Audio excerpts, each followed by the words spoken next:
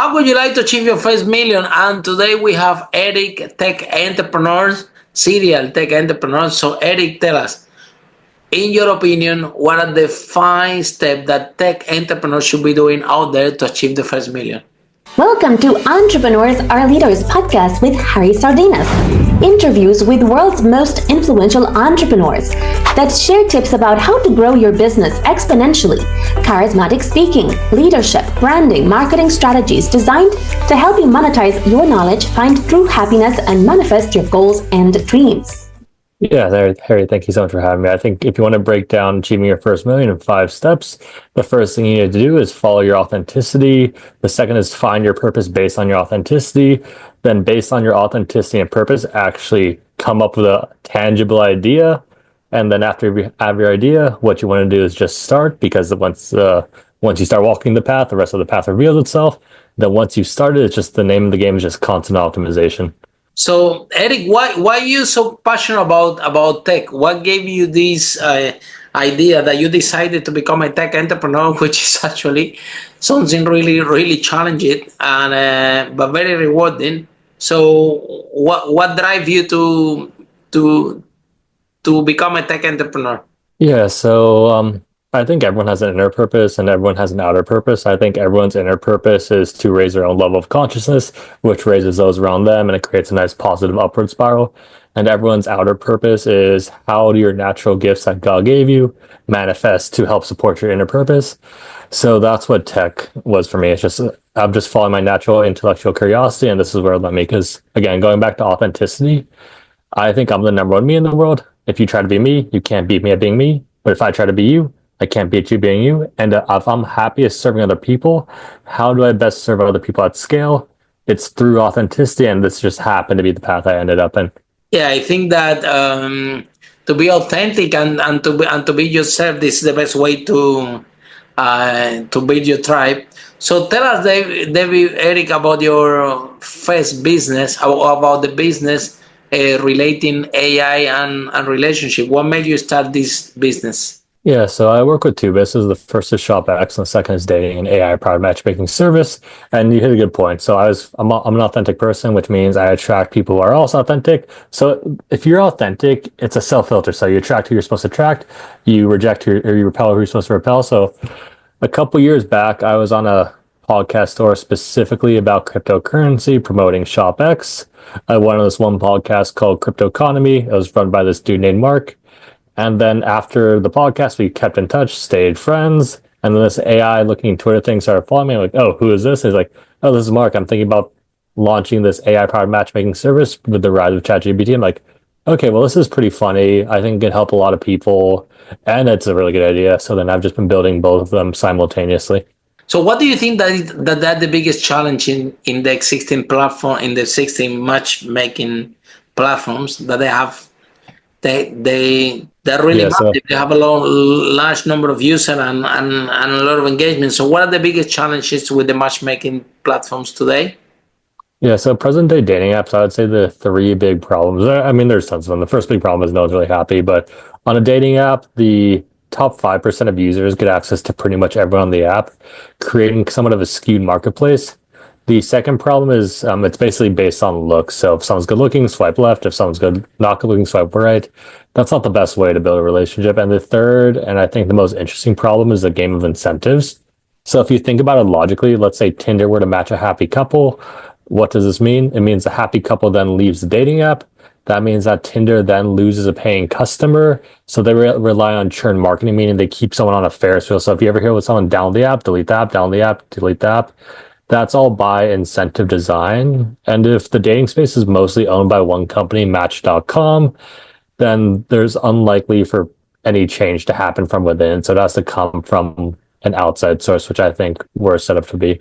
So then how you restructure the new idea? Because at the end of the day, you want everybody to stay in the app. Otherwise, the company lose value. So what you want people to stay in the app, or you want people to engage with the app? But actually, if you find the right partner, you will leave the app, unless that So what can be done, because it also have to work financially for the tech company, and if the tech company doesn't have a large number of user engagement, uh, the company don't get high valuation, correct?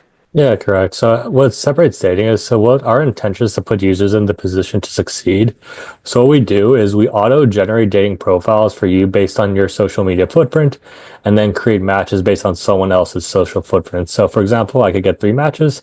Ashley, Kimberly, Jane. It's like, okay, Jane seems cool. I get an AI generated bio based on Jane because we see her digital footprint. It's like, okay, she connected her Facebook. She's the youngest, you're the oldest. Our pattern recognition software that says that works well. She connected her Pinterest. Oh, you're both into meditation and mindfulness. Oh, she connected her Spotify. Did you guys know you both follow this one random artist who has a concert coming up? Would you like me to suggest Date with Jane? Jane sees a date request from me. She goes over my social profile. It's like, okay, Eric seems cool. Let's say we go on that date and we fall in love and get married. And this is what separates dating from the other dating apps is at that point in time, dating can switch over to a relationship butler. So like, okay, Eric and Jane, you guys haven't been on a date in 3 months. The place you had your second date has half off ice cream. Would you like me to book a date? Or it's like, oh, Eric and Jane, this new spot just opened up. That could be a fun date. It's only for a week long thing. Okay, we want to play a date. It's like, oh, Erica, Jane's birthday's coming up. You always miss it. She just added this thing to her Pinterest board. This could be a good gift. So we help. It's like a full cycle app. So once we're on the app, once you're within our ecosystem and you choose to continue to use our products and services, we want to be a support system throughout the whole time, not just getting the match. So we're actually incentivized to create good matches versus bad matches. Now let's talk about finance, because I know that you have a high understanding about Web3. So there is would be probably one of the first matching apps with Web3 elements, or you not adding any Web3 elements to this company? Yeah, so at this point in time, we're going to keep Web3 separate from the dating company just because cryptocurrency isn't the most interesting for our user base.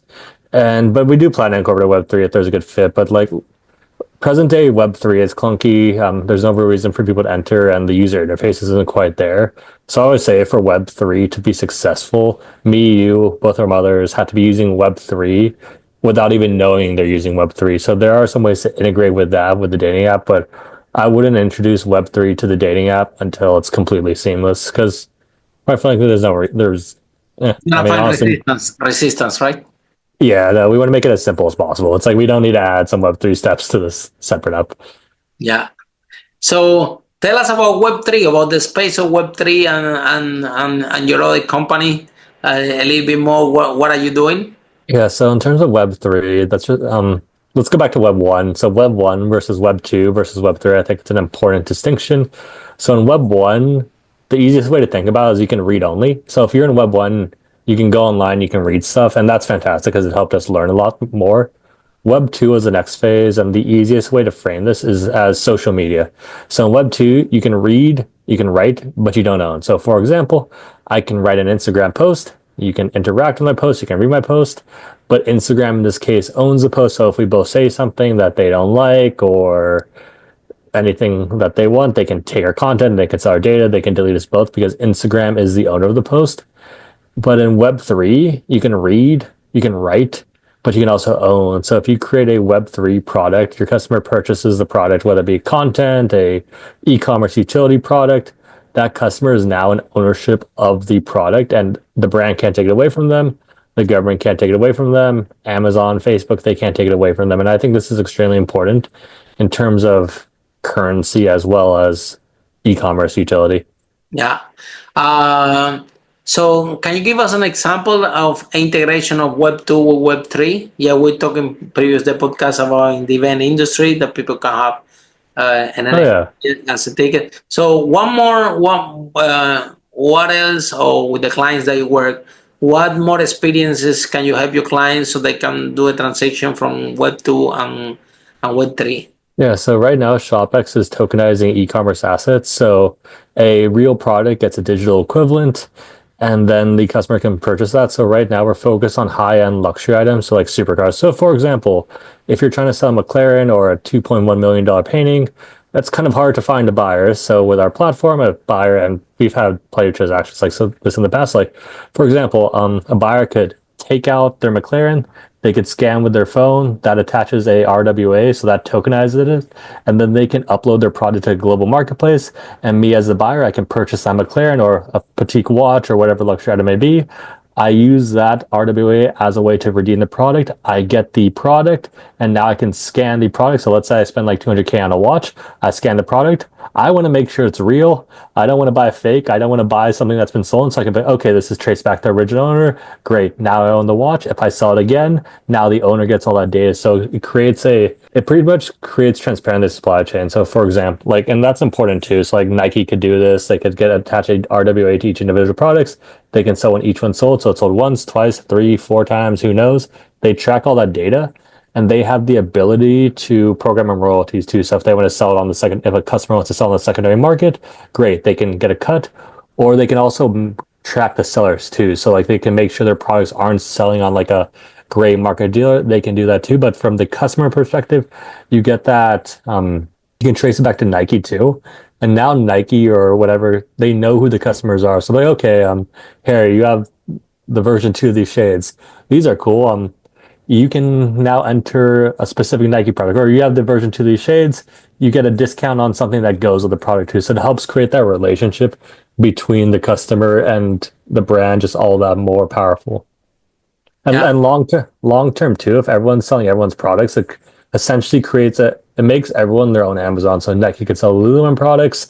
I could sell both their products. So if everyone's selling everyone's products, what does this do? This increases the liquidity of products, which means now we don't have to solely rely on Amazon, who charges a lot of money. And this eventually will create a cheaper, because if everyone's selling everyone's products, like it helps price discovery actually happen. So long term, it should create a cheaper product for the end consumer. Yeah.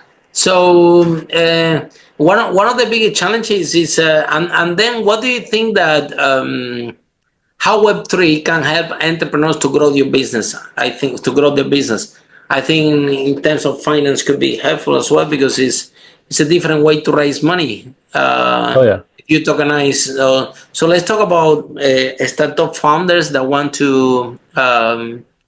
they're looking for funding for the business, right? And they can use this alternative way to tokenize the project, right? Yeah, no, honestly, we had a brand who did this exact thing himself, and I prefer to use live examples versus hypothetical. So we had a brand, his name is Husky Jackson, he's a dog on Instagram. So what he had a audience, but he had no product, he had no way to monetize. So what he did is he launched his Web3 product, so the NFT pass or RWA, prior to the release of his product. And keep in mind, he's like me and you, where we're like normal jobs. You don't have like some massive inheritance. So like starting a business, following a normal job, you kind of want funds in space. So he sold his NFT RWAs prior to the release of his product. So that gave him funds. And then he used the funds to actually build out his product. And the cool thing is too, once he built his product, he already knew who had the RWA. So he already had his core base of customers. So he knew how much product to make to sell to them, because there's a higher conversion rate if you already purchased into the system versus just like randomly throwing ads out there. So he got funds, and then he had customers to sell to, and those are acting as core fan base, because the cool thing about ownership is those customers, they own the RWA NFT. So if hypothetically Husky Jackson were to shoot up in value and become like the world's most famous dog, more people want their RWA NFTs, and they can sell them to the secondary market. So it's a way for them to share, and because they feel like they're part of the brand, they're telling their friends. It creates that word of mouth marketing effect that most people want. So I thought that was a really cool use case, and of course, like, we're good, like we work with like all levels of brands. So like Fox use our services too. Like they created a RWA NFT collection for one of their TV shows. So like Ghost So if you own a Crap Chicken NFT, you get a vote on stuff on the show.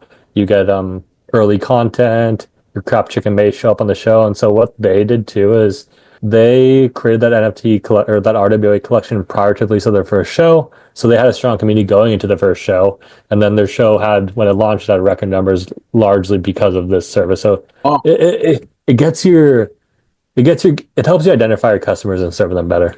Yeah, and also it has a big potential as well in the loyalty of the client, right? Yeah, so It creates because it creates that connection between the like NFT or RWA. So it's that stands for non-fungible token or real world asset. At its core is it creates a connection between a creator and consumer, and whatever form that may take, it takes. So it could be an e-commerce brand to the consumer. You know who has your products, great. You can give them value this way. It could be a music artist. Okay, you launch a NFT collection or RWA collection. Now you know who your super fans are. Like I could launch as my first show. I sell tickets as a RWA. You purchase my ticket. I'm 20 years down the line. I'm headlining Coachella. I'm like, well, these were my first show. They supported me the long way down. Here's some backstage passes.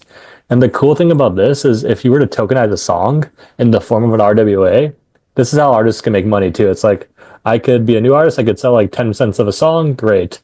Every time that song plays on the radio, because of the micropayments of nature of cryptocurrency, those people who own like whatever portion of the song, they could get paid instantaneously. So that could be another way for entrepreneurs in the creative space, like whether that be an artist or a musician, to earn some additional revenue. Like there's plenty of ways to mess around with it. Yeah, also in the property development space, yeah. If people can literally buy the properties collectively, yeah, and Oh yeah. Yeah, you could they don't need a mortgage anymore, right? yeah, 100%. Yeah, like me and your friends, like, and we've told this in the past. It's like the same thing would apply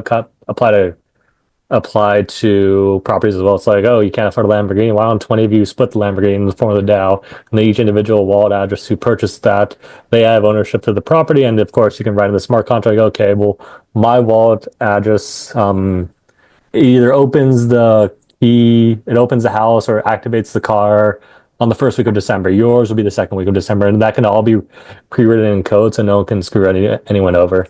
So, and then so it's a lot of how doubt, and then let's talk about at the moment as we speak in the crypto space, Bitcoin is going high again, right? The price. So every time the Bitcoin goes high, a lot of people are more interested in Web3 and cryptocurrencies and things like this.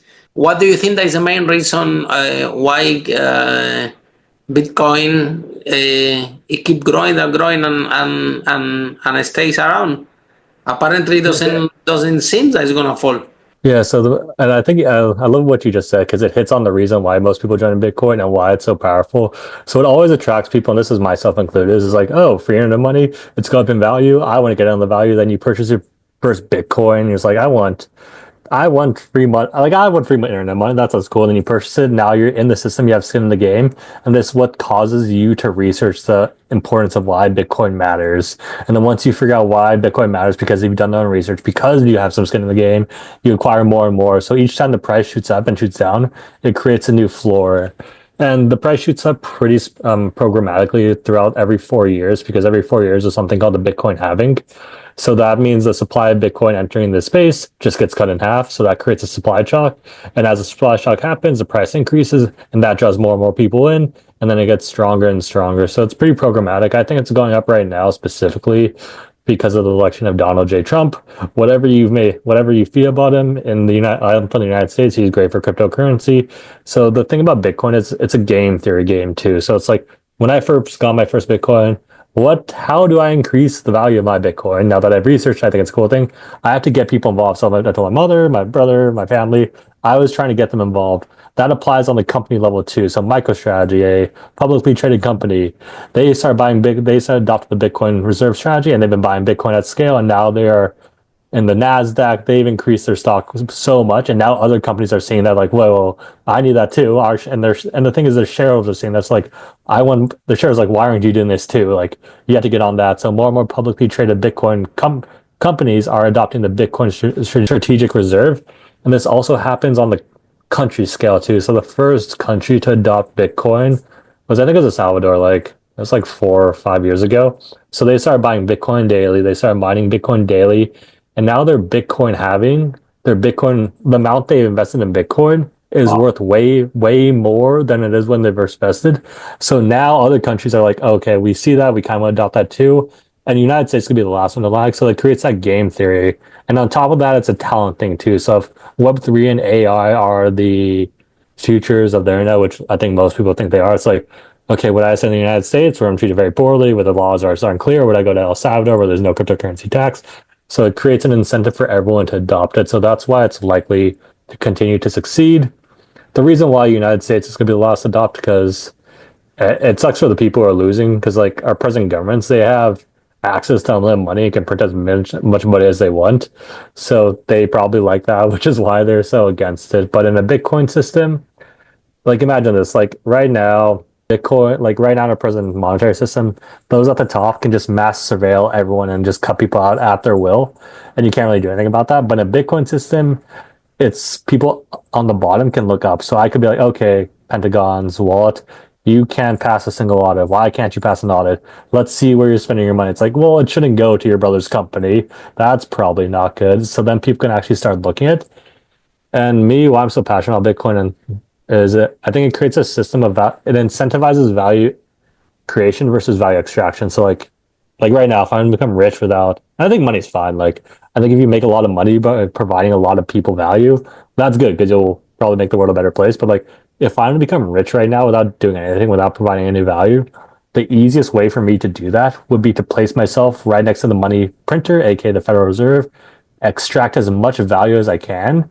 And what's that doing is it's taking money from you, it's taking money from me, it's taking money from literally everyone, and it's enriching myself. And I have access to the Federal Reserve, which means I'll defeat the political opponent who doesn't have access. So who's not playing ball because I have unlimited money. Now I'm in a position of power. I bring 3 of my friends in. Now we all do the same thing.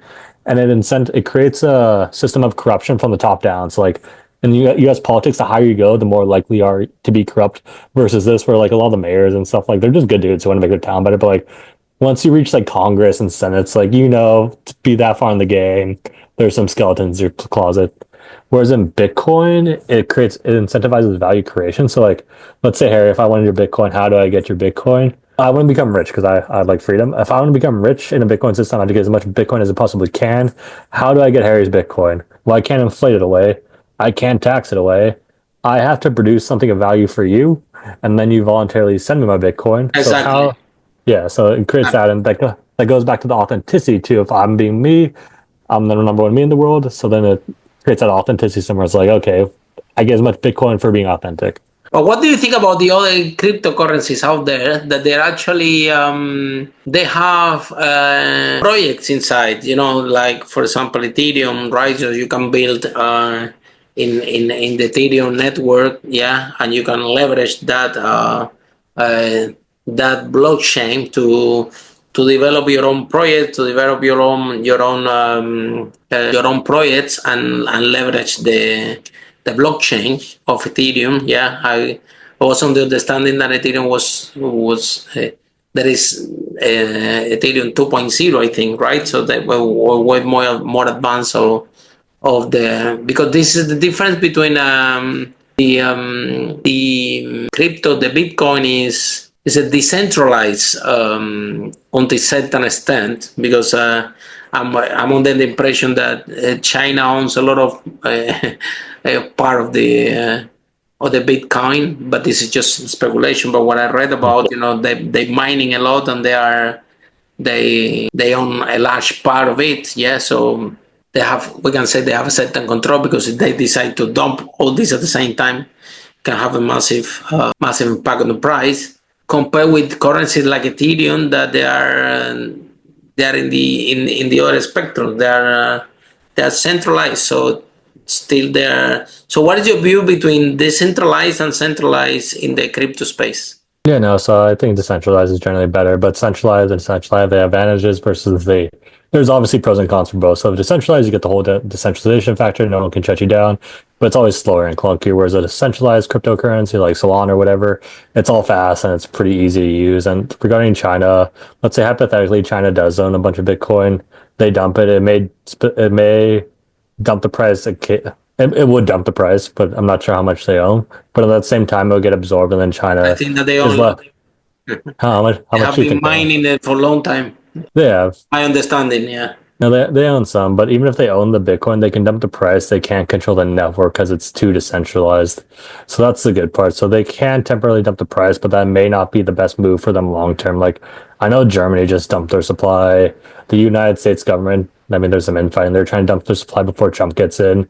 but hypothetically, there's just more buyers who aren't willing to sell so they can absorb the shock. Or who knows, China may realize they own a bunch and it might be more beneficial for them to increase the price of Bitcoin and make it their gold reserve. Because like if hypothetically China does own a lot and they have a big portion of the global reserve currency, that's great for their country specifically, because if everyone's using Bitcoin as a global reserve currency, it's like getting a fat stack of gold before everyone realizes its value. So that'll be more beneficial for China. And if you're under the assumption that most governments are selfish, which I think they are, they'll do what's best for them. It'd be beneficial for China if they do own a big supply of Bitcoin to support the system versus rather like, why would you shoot yourself in the foot type of thing. But yeah, no, Bitcoin I read as digital gold. Ethereum is something to build off of. ShopX, the version 1 is built on Ethereum, and it was actually like, it was the first ever tokenized software license system. So like, just like with Microsoft Word, if you had to, like, you know, when you buy Word, you get access, you get like seats. So to gain access to ShopX products and services, you had to have a certain amount of tokenized software licenses, and then you gain access to the products and services. If you wanted to leave the ecosystem, you're totally welcome to sell any of your licenses on a authorized reseller. And the cool thing is, this means this was like, for example, we worked with Fox and like hundreds of brands signed up. It's like Fox had to acquire tokenized software licenses to gain access to their products and services, meaning it passed the legal scrutiny from Fox's legal team because it's not easy to sell them that. And so I thought that was a pretty big moment for crypto. It just happened mid bear markets and no one cared, but I thought that was a cool point. Now it's a great moment for crypto as we speak now, you know, December 2024, and I'm glad, I'm happy because, you know, the every time that the Bitcoin goes up, more and more people start to at least learn and understand this technology, right? Yeah. Whether the Bitcoin price is down, nobody cares anymore about blockchain. Nobody cares anymore about those concepts of decentralized and everything that the Web3 can offer and is actually offering to the world. There are big companies already using it to verify the contracts, and they have a lot of applications in the in several verticals of society. It sounds too complex blockchain and some technology, but I'm on the understanding that governments are already applying blockchain technology in order to get. I think that Dubai is one of what the government that is taking the lead on that. Is that correct? I would say they're very up in the space. I would say El Salvador took the lead, but there are plenty of Which countries ones? there. Which country? El Salvador was the first one to start buying out really? the country. Yeah, so they were the first one to like make it part of this reserve. Dubai, I suspect that they were doing it in the background for a while without telling anyone. So that's what they're probably doing. They're probably stacking that. So I what think that Dubai the government also in Dubai is developing a lot of blockchain solution for. they made so what they did really well is they incentivized the entrepreneurs who are building the blockchain space to move to Dubai. So when that happens, obviously, if the people building are in Dubai, they get a market lead in terms of creating companies. So Dubai is doing a really good job too with that. So shout out to them, and I'm sure. Like, what's your opinion? What's your opinion? Because I'm based in United Kingdom, and it seems that United Kingdom and US, they are in the position to wait and see, right? Yeah, they're gonna be the United Kingdom and United States. They'll be the last people to do it.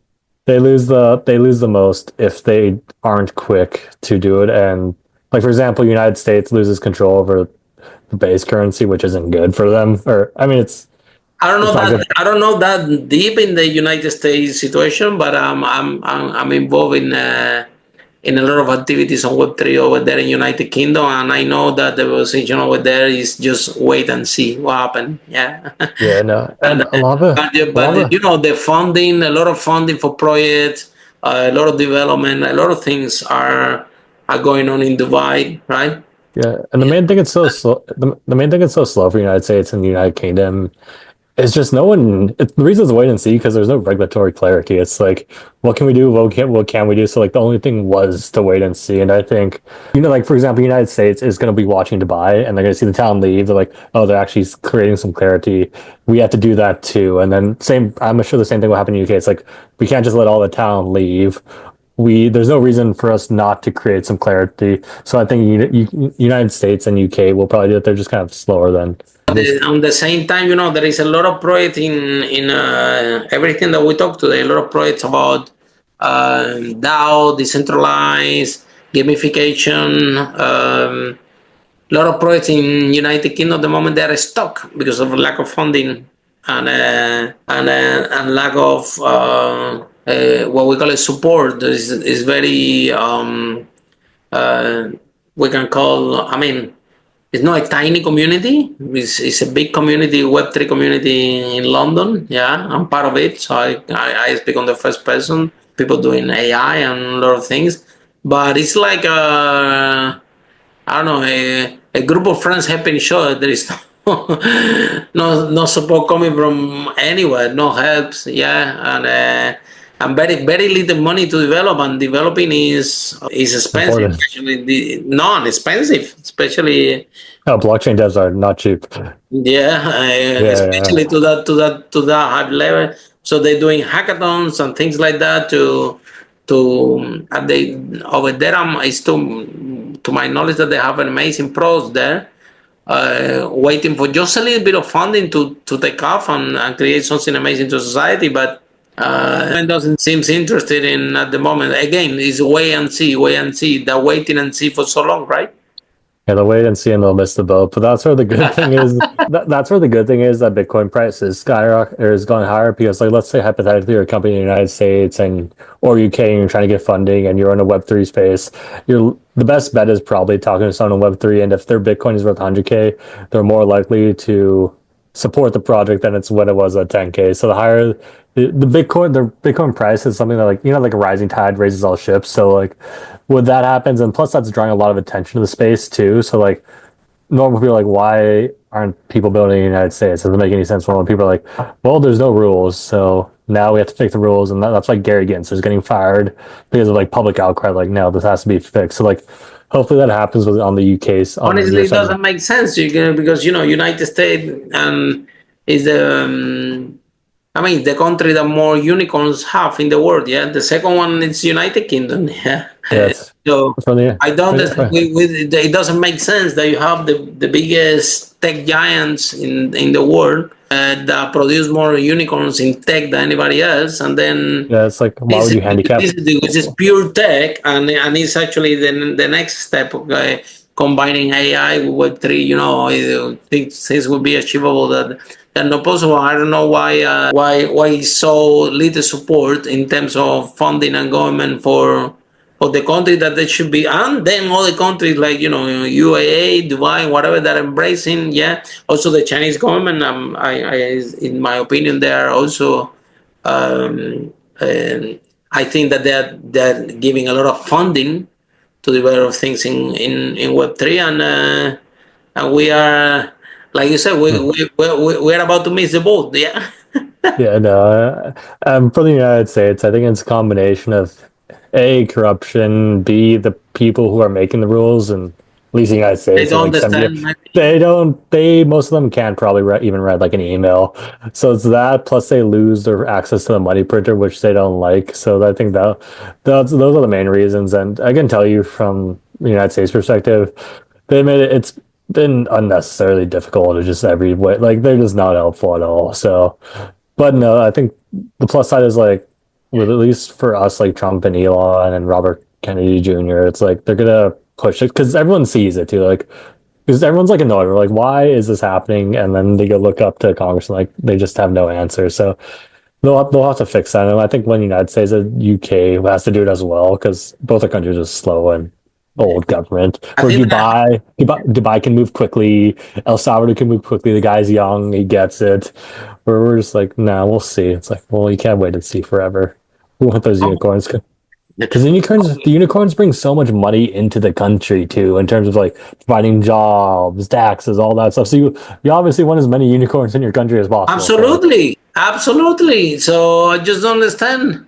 I think that if all this conversation will be to raise awareness to the governments of United Kingdom and United States to look into it and to support more, Web3 entrepreneurs, right?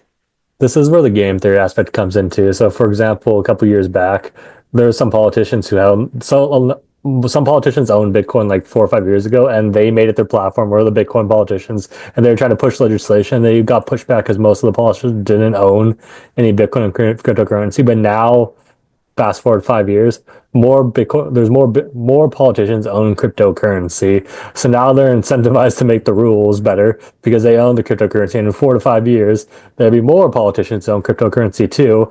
And it's becoming an issue too in the United States. So if you're against cryptocurrency, you're losing a lot of votes because you're against some future. And everyone's like, why are you against the future? So now they're incentivized to adopt that from that perspective. And if they want to win an office, they most likely have to take a pro cryptocurrency stance because everyone sees it. Like you said, like everyone sees Web3 and AI are going to be the next big It's like the internet redone. It's like you don't want to. You need the unicorns. You need that. So like you can't be voting against that. So overall, it's going to be. Overall, we're in a good. I think overall, we're going to be set up for success just as a world. But we're in the growing pains right now. We have to grow out of it. In the end of the day, I think this is what is going to happen. It's going to happen that, it's going to be Web3 companies created by US people, funded by Dubai people. Yeah. You know what I mean? This is how it's looking at the moment. Yeah. And people moving out there to keep developing. Yeah. But anyway, I think if all this conversation, what it's going to do is to create an impact because we believe from this podcast that all the entrepreneurs should be wealthy, happy, healthy. And I'm aware of the struggle of the Web3 entrepreneurs of the Web3 community in the United Kingdom, probably here in US. I cannot speak about US, but the United Kingdom. I'm a first hand aware, it's a really exciting community, people developing an amazing products, creating amazing technology with great idea, very passionate about. And I think with a little bit of support, they can create amazing technology that I believe that they have been developing at the moment in other places that the governments are more open, and they are giving the funds and the resources to the tech entrepreneurs to develop. Yeah, I think that some of these products, especially Web3, can be applied to society right now, to government, to make it more efficient. Yeah, which is something that a lot of paperwork could be avoided in the government levels, and we can save a lot of waste if they will do it with blockchain. Yeah, and so a lot of money can be done if there is a more closer approach to government and Web3. This is something that we do events in House of Lords in London. We have participated. I have spoken on those events.